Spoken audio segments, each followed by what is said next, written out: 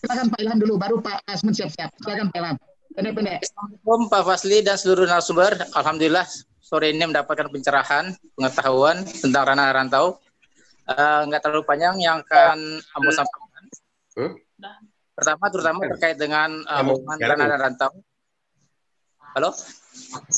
Baik, mungkin Ambo punya semacam hutang pribadi ke Pak Fasli dan kepada Ranah Minang, bahwa kami, orang rumah Isu Wirda, sedang mencoba memetakan kembali pola perantauan Minang yang tadi kata Pak Suryadi dari Belanda udah 40 tahun nggak ada tulisannya agak menyeluruh lah gitu. Terakhir ada Pak Mokhtar Naim tahun 73 tahun 70-an datanya kan.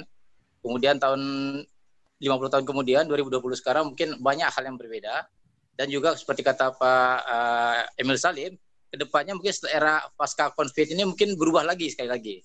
Tentu semua itu perlu kajian menyeluruh. Mudah-mudahan dengan adanya dialog ini bisa kita telurkan, kita tuliskan kembali menjadi suatu pertemuan dan kita jadikan satu tulisan yang bernas, sehingga era 50 tahun setelah pola merantau orang Minangnya Pak Mokhtar Naim bisa kita hasilkan.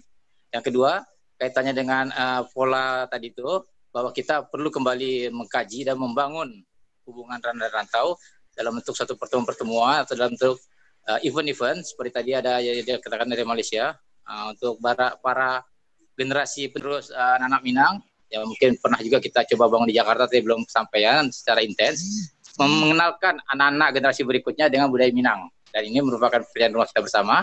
Mudah-mudahan dengan pertemuan ini semakin intens dan semakin dekat tujuan itu, sehingga pada giliran nanti ibu pertiwi menangis pada hari ini bisa terjawab oleh kita ini para pejuang dari Minang, supaya Indonesia ke depan adalah Indonesia yang berjaya.